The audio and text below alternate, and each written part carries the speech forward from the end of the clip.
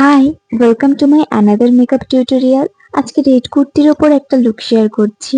গার্নিয়ারের micellar water দিয়ে ফেসটা clean করে নিয়ে রিকোডের গ্রিপ স্প্রেটা ইউজ করে নিলাম। এবার ইউজ করছি প্রসেস সিল্ক ব্লার ময়শ্চারাইজার কাম প্রাইমারটা। ফরেভারের প্যালেট থেকে কালার কারেকশন করে নেওয়ার পর আজকে আমি ইউজ করছি ম্যাকের স্টুডিও রেডিয়ান্স সেরাম ফাউন্ডেশনটা।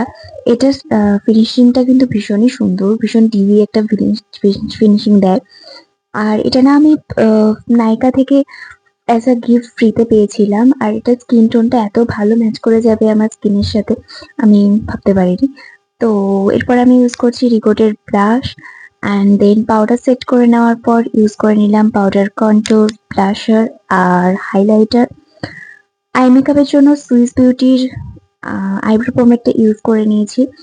এরপরে পিএসসি টেক কভার প্যালেট থেকে আমি একটা ব্রাউন শেড নিয়ে পুরো আইলিডে ব্লেন্ড করে নিয়ে আজকে আমি পিএসসি আইলাইনারটা নিয়ে কাজল আর আইলাইনার পরে নিয়েছি। পুরো বোল্ড করে কাজল আর আইলাইনার ইউজ করেছি। এরপরে একটু ব্রাউন শ্যাডো দিয়ে স্মাচ করে নিয়ে পরে নিলাম রিকোডের mascara and then my all time favourite মার্সের লিপ লাইনার ইউজ করে নিয়েছি। আর এই স্টেজের লিপস্টিকটা ইউজ করেছি। এটা না আমার এত পছন্দের, মানে আমি যে কটা লুক করেছি মনে হয় এই লিপস্টিকটাই আমি ইউজ করেছি। আর যতই ভাবি আমি লিপস্টিকটাই শুধু ইউজ করবো, গ্লসটা করবো না, তাও শেষমেশ আমি গ্লসটা ইউজ করি। কারণ এটার ফিনিশিংটা না এত সুন্দর, আমার ভীষণ ভালো লাগে, তাই আমি এটা স্কিপ করতেই পারি না। তো রিকোডের গ্রিপ স্প্রেটা দিয়ে মেকআপটা শেষ করলাম।